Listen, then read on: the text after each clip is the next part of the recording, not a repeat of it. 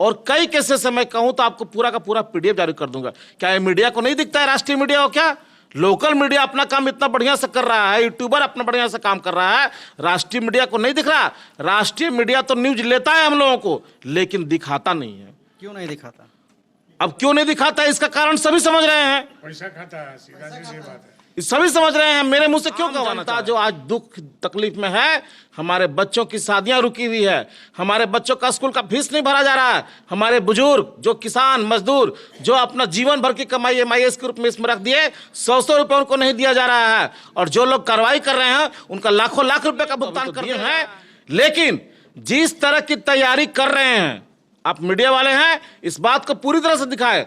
अगर हमारा भुगतान मार्च तक नहीं हुआ तो वो तैयारी करेंगे 2023 में इलेक्शन का, और हम तैयारी करेंगे 2023 में कि उनको सत्ता में नहीं आने दें। को मुकाम पर पहुंचाने के लिए सहारा इंडिया के कार्यकर्ता एवं एजेंट लगातार संघर्ष कर रहे थे। आज उसी के खिलाफ लगातार ये आग बबूले हो रहे हैं।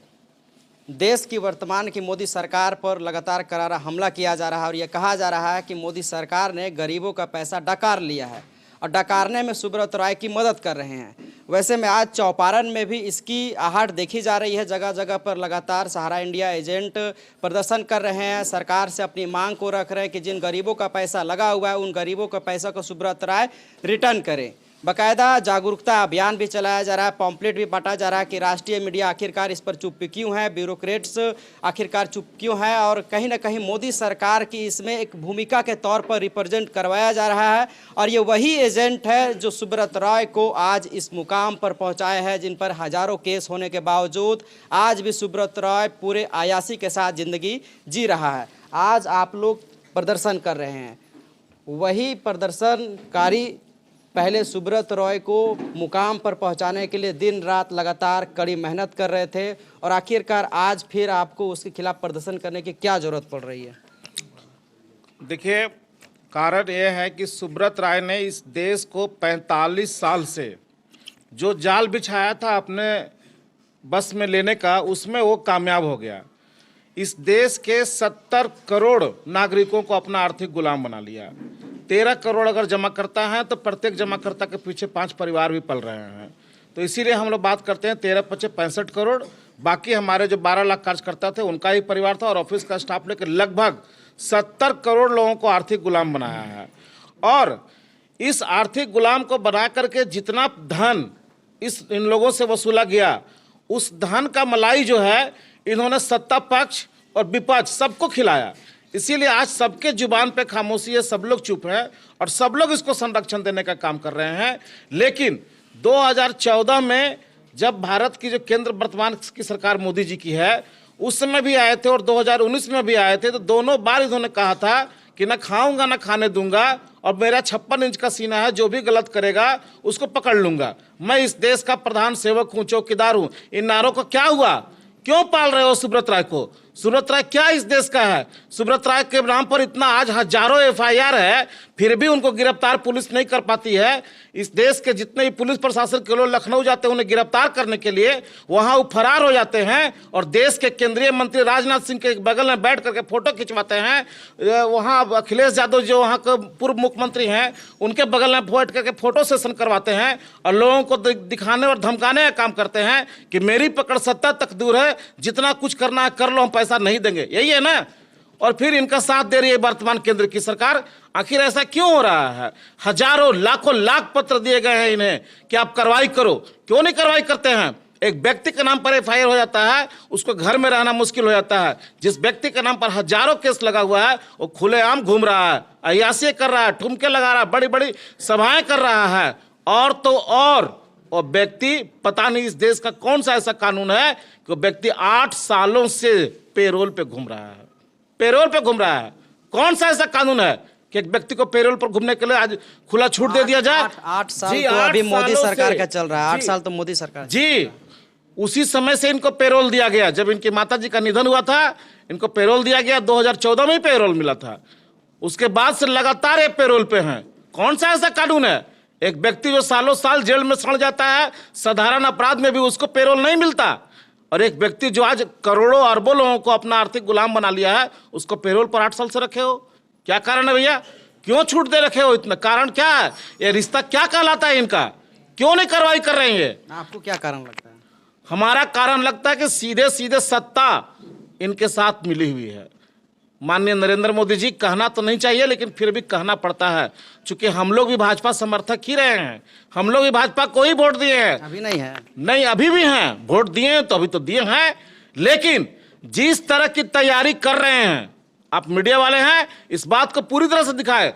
अगर हमारा भुगतान मार्च तक नहीं हुआ तो वो तैयारी करेंगे 2023 में इलेक्शन का, और हम तैयारी करेंगे 2023 में कि उनको सत्ता में नहीं आने दे। इसीलिए पूरे संगठन की ओर से पूरे देश भर में काम कर रहा हूं, ग्राम ग्राम तक जा रहा हूं, अंचल अंचल तक जा रहा हूं कि इनके खिलाफ ऐसा बिसात बिछा देंगे कि मोदी सरकार वापस इस बार नहीं आ पाएगी। कुछ अखबारों में छप रहा है और ये कहा जा रहा है कि आगामी 2024 का जो चुनाव होगा उसमें कहीं ना कहीं सहारा इंडिया में जो पैसा जमा है गरीबों का, वो कहीं ना कहीं अफेक्टेड रहेगा। चुनाव में इसको खामियाजा के तौर पर मोदी को मिलेगा। इफेक्टेड नहीं रहेगा, पूरा का पूरा इफेक्टेड रहेगा। अगर इनको सत्ता में आना है, क्रेडिट लेना है, तो मार्च तक ही ले ले, बस इतना ही इनके पास समय है। हमको क्रेडिट नहीं लेना है, हम लोग आम लोग हैं, हम लोग आम जनता हैं, आम जनता की तरह ही रहना चाहते हैं। हम लोगों को नेता नहीं बनना है। नेतागिरी करने का काम इनका, यही लोग करें। क्रेडिट लेना है, यही लोग लें, लेकिन आम जनता जो आज दुख तकलीफ में है, हमारे बच्चों की शादियां रुकी हुई है, हमारे बच्चों का स्कूल का फीस नहीं भरा जा रहा है, हमारे बुजुर्ग जो किसान मजदूर जो अपना जीवन भर की कमाई MIS के रूप में इसमें रख दिए, 100 रुपये उनको नहीं दिया जा रहा है, और जो लोग कार्रवाई कर रहे हैं उनका लाखों लाख रुपए का भुगतान कर दिया जा रहा है। नेता और मंत्री का फोन आता है, करोड़ों रुपए भुगतान कर दिया जाता है, और आम निवेशकों को एम्बार्गो और सेबी का बहाना बनाया जाता है। सहकारिता का लाइसेंस किसने दिया था? मल्टी स्टेट क्रेडिट कोऑपरेटिव किनके हाथ में है? मिनिस्ट्री ऑफ कॉर्पोरेशन किनके हाथ में है? क्यों नहीं कार्रवाई करते हैं लोग? किस बात का डर है इन्हें?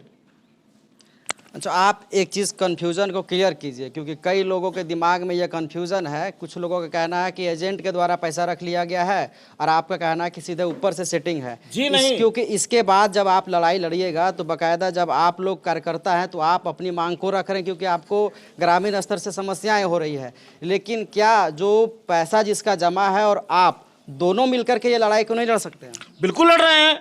आज की तारीख में अब ना कोई एजेंट है और ना सहारा कोई कार्यकर्ता है, अब सब लोग जमा करता है। क्योंकि जो कार्यकर्ता इसमें काम कर रहे थे उनका भी जीवन भर का कमाई इसी कंपनी में लगा हुआ है, और जिनका लगवाए थे वो तो जमा करता है ही, ये भी जमा करता है, क्योंकि इनकी रोजी रोटी चली गई। अब जरूरत है दोनों वर्गों को मिल करके सहारा से लड़ने का और सरकार से लड़ने का, क्योंकि सहारा को सरकार ने ही पाला है। अभी आपस में मतभेद नहीं करना है, अभी जमाकर्ता और कार्यकर्ता दोनों को मिल करके लड़ाई लड़ना होगा, और तभी ये भुगतान मिल पाएगा। तो वर्तमान की अगर झारखंड की बात करें तो हेमंत सोरेन की सरकार के सदन में ये आवाज़ उठाया गया था विधायकों की तरफ से कि जो पैसा फंसा हुआ है उनको दिया जाए। मुख्यमंत्री हेमंत सोरेन ने भी साफ तौर पर कहा है कि हम इसके लिए किसी भी तरह से केंद्र सरकार के पास अपनी बात को मजबूती से रखेंगे। वैसे में झारखंड सरकार के इस निर्णय को कैसे देखते हैं? देखिए, झारखंड की सरकार में पिछले बार भी ये बात उठा था, लेकिन बात जब जब उठ रही है बातें गलत दिशा में जा रही है। पिछला बार भी जब बात उठा था, माननीय क्या नाम था उनका, नवीन जायसवाल जी हमारे जो विधायक हैं भाजपा के, उनसे हटिया के उनसे मेरी बात हुई थी कि सर बात तो आप बहुत अच्छे तरीके से रखे, लेकिन आप मिसगाइड हैं। इस बार बात रखा गया जो माननीय लंबोदर महतो जी के द्वारा, वो बहुत अच्छे तरीके से रखा गया, और उनके ताल में ताल जो मिलाए हमारे बिरची नारायण जी जो बोकारो के विधायक हैं, वो बहुत अच्छा काम किए कि दोनों विधायक ने बहुत अच्छे तरीके से अपनी बातों को रखा। अब उसमें मैं थोड़ा सा क्लियर कर दूं कि झारखंड गवर्नमेंट की जो वर्तमान सरकार है उन्हें इस केस के बारे में ठीक से पता ही नहीं है। तो आप लोग क्यों नहीं बताते? बताए हैं, अभी मेरे पास बहुत सारे पत्र पड़े हुए हैं जो हमने माननीय हेमंत सोरेन जी को दिया, माननीय विधायकों को दिया, और बहुत से ज्ञापन हम लोग बांटे, क्योंकि सहारा समूह के मुखिया जिनको यहाँ बुलाने की बात कर रहे हैं वो इस देश का सबसे बड़ा नटवरलाल है, सबसे बड़ा नटवरलाल है, क्योंकि सबको भ्रमित करके रख दिया है कि मामला सहारा और सेबी का है, मामला एम्बार्गो का है, जबकि एक पूरा का पूरा झूठ है। मामला सीधे सीधे मिनिस्ट्री ऑफ कॉर्पोरेशन से जुड़ा हुआ है। सहारा की जो 2 कंपनियों की लड़ाई हुई थी रियल एस्टेट और हाउसिंग बोर्ड में, उसी का पैसा जो है सेबी में जब्त है या सेबी में जमा है, उस पैसे से अभी जो वर्तमान के जमा करता है, जिनके हाथों में सर्टिफिकेट है मल्टी स्टेट क्रेडिट कोऑपरेटिव का, उससे कोई लेना देना नहीं है और उस लड़ाई से इसको कोई लेना देना नहीं है। इस बात को लोग क्लियर नहीं करते हैं। जब जब बातें होती है तो लोग सहारा और सेबी का बात कह देते हैं, मामला न्यायालय की कह देते हैं, जबकि हम लोगों का सहकारिता का मामला है, हम लोगों का मिनिस्ट्री ऑफ क्रेडिट के से जो मिला लाइसेंस है मल्टी स्टेट क्रेडिट, इसका मामला है, उससे हमें क्या लेना देना। हम जिस दुकान का खरीदार ही नहीं है उस दुकान में हम कंप्लेन क्यों करने जाएं? जहां के हम खरीदार हैं और हमारा माल अगर खराब होगा तो हम कंप्लेन वहां ना करने जाएंगे। ये मामला सीधे सीधे सहकारिता समितियों का है, मामला मल्टी स्टेट क्रेडिट कोऑपरेटिव का है और इन लोग बार बार मिसगाइड किए जाते हैं सुब्रत राय के द्वारा और वही बात कहते हैं कि सेबी में पैसा जमा है और सेबी भुगतान कर रहा है। सेबी किसका भुगतान कर रहा है? रियल एस्टेट हाउसिंग बोर्ड का। और भी 2018 तक ही उसने साफ कहा था कि अब मैं कोई नया कंप्लेन नहीं लूंगा। 2018 में उन्होंने लिखित पेपर में दे दिया था। अब जो लोग के पास में सर्टिफिकेट है वो जाए तो कहां जाए? सेबी में जाते, सेबी कहता आपका मेरे पास 1 रुपया जमा नहीं है, आपका पैसा रियल एस्टेट हाउसिंग बोर्ड में नहीं है, जिसका पैसा उनके पास में है, आपका पैसा मल्टी स्टेट क्रेडिट कोऑपरेटिव है, आप सीधे सीधे सहकारिता मंत्रालय में जाएं, आप सीआरसी में जाएं, मेरे पास आपका 1 रुपया भी नहीं है।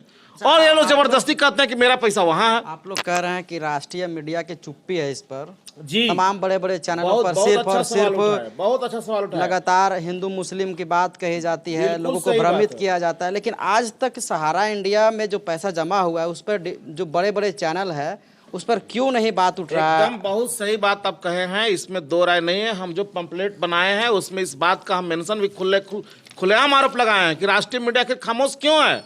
आज सोशल मीडिया के माध्यम से, आप लोगों का यूट्यूबर के माध्यम से, प्रादेशिक चैनलों के माध्यम से इतना सारा न्यूज फ्लश हो रहा है सहारा के बारे में।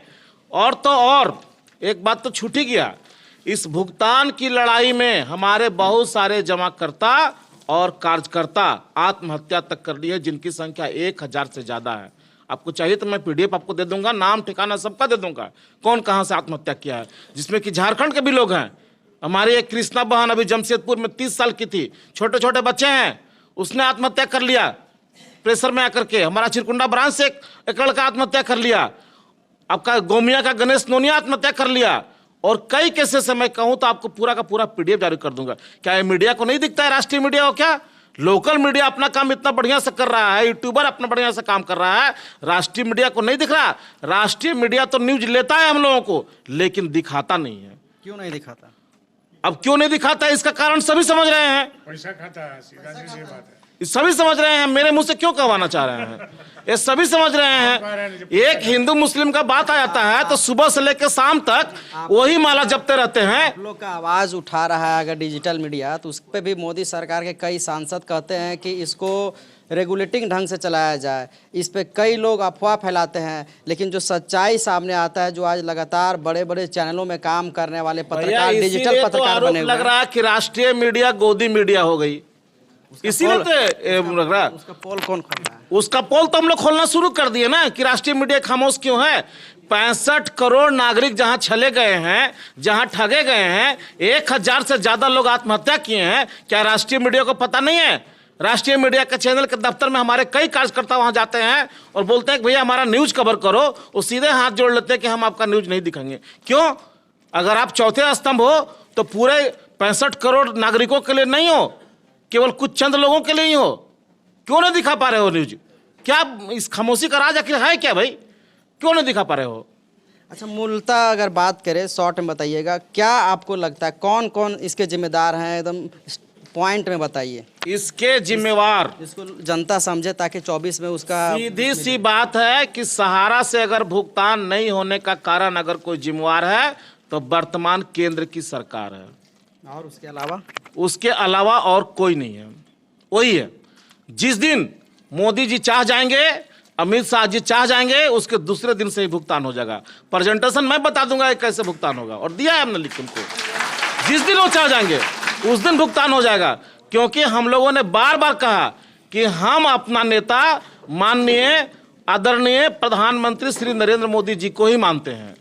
जब इस देश में इतना बड़ा स्कैम हुआ है जिसमें 3 लाख करोड़ रुपए की ठगी हुई है, 70 करोड़ लोग प्रभावित हुए हैं, उस व्यक्ति को अपने टेबल पर कब बैठाएंगे? आज नरेंद्र मोदी जी एक इशारा कर दे कि सुब्रत राय को मेरे दफ्तर में पेश करो, क्या सुब्रत राय इस देश के जो प्रधानमंत्री हैं उनसे ऊपर हैं? वो दौड़े दौड़े उनके दफ्तर में उनको जाना पड़ेगा और बैठा के पूछे कि इस देश के 70 करोड़ आम नागरिकों के जो आंखों में आंसू बह रहा है उस आंसू कब पोंछोगे, कब दोगे भुगतान? मोदी जी पर तो कादर मोदी जी उनका मोदी जी पे तो आरोप लगा हुआ है कि जो पैसा खाता है उसको बाहर विदेश भगा देते हैं। तो ये आरोप लगा हुआ तो दिख रहा है। हम लोग तो पहले नहीं मानते थे, लेकिन हम तो ये बार बार कह रहे हैं कि भला हो पिछला गवर्नमेंट का, जो मनमोहन सिंह की सरकार जो थी, पहले हमको ये बात समझ में नहीं आ रही थी, लेकिन अब पूरी तरह से समझ में आ रही है। लोग ना जिता नहीं, अब हम लोग को समझ में आ रही है कि हम लोगों के ऊपर जो काला चश्मा लगा हुआ था वो हट जाना चाहिए, क्योंकि मनमोहन सिंह ये ऐसे व्यक्ति थे जिनके सरकार में सुब्रत राय का पासपोर्ट जब्त किया गया था और तभी ये नहीं भाग पाए, और बाकी लोगों का पासपोर्ट जब्त नहीं हुआ था जो इनके सरकार में भाग गए। अगर इनका भी जब्त नहीं कर मनमोहन सिंह किए होते तो आज ये भी कहीं ना कहीं विदेश में होते। अच्छा, आज आप लोग का लगभग 3 साल के आसपास से ज़्यादा समस्या आ रही है, लेकिन इससे पहले की जो सरकार थी और इस सरकार में दोनों में कितना आपको काम करने में मिल रहा था सहयोग सरकार का? देखिए, बाकी मुद्दों पर तब हम कुछ बोलने नहीं चाह रहे हैं। हमारा मुद्दा जो है वो है सहारा का भुगतान, और सहारा के भुगतान के लिए इस सरकार से उम्मीद नहीं करो तो फिर किससे करें? जो सरकार 2014 से लेके अभी तक इस देश में जो काम कभी नहीं हुआ वो काम वो कर गए, चाहे वो धारा 370 हो, राम मंदिर का विवाद हो, चाइना का विवाद हो, बांग्लादेश का विवाद हो, इतना बड़ा बड़ा काम कर गए। तो सहारा के मुद्दे पर आखिर क्यों एक खामोश हो जाते हैं? ये सुब्रत राय से क्यों डरते हैं? सुब्रत राय ऐसा क्या है जिनसे मोदी जी और अमित शाह जी डर रहे हैं? कहाँ गया 56 इंच का सीना? ये तो जब चाहे तब इस प्रॉब्लम को सोल्व कर दे सकते हैं। आज सहारा के पास अरबों खरबों की संपत्तियां हैं, ये चाहे तो जब चाहे जब इसका जब्त कर सकते हैं। भारत सरकार के पास इतना पैसा है कि 20 लाख करोड़ रुपए का पैकेज दिया गया इस देश में जो हमारे उद्योग हैं उनको बचाने के लिए। तो इस देश के 70 करोड़ नागरिकों के लिए 3 लाख करोड़ रुपए का अगर पैकेज दे दे तो तत्काल इन्हें राहत मिल जाए, और ये 3 लाख करोड़ रुपया उनसे जब चाहे वो वसूल कर सकते हैं। क्यों नहीं कर पाते हैं? ये हमने तो उनको पत्र के द्वारा लिखा भी है कि आप लोग ये काम करें, क्यों नहीं कर पा रहे हैं? आप लोग जिस तरह से आज जोश में दिख रहे हैं, क्या बरकरार रहेगा आगे भी? बिल्कुल बरकरार रहेगा। ये जोश तब तक बरकरार रहेगा जब तक कि हमारे एक एक जमाकर्ता का पैसा उनके अकाउंट में पूरा का पूरा ब्याज समेत न मिल जाए।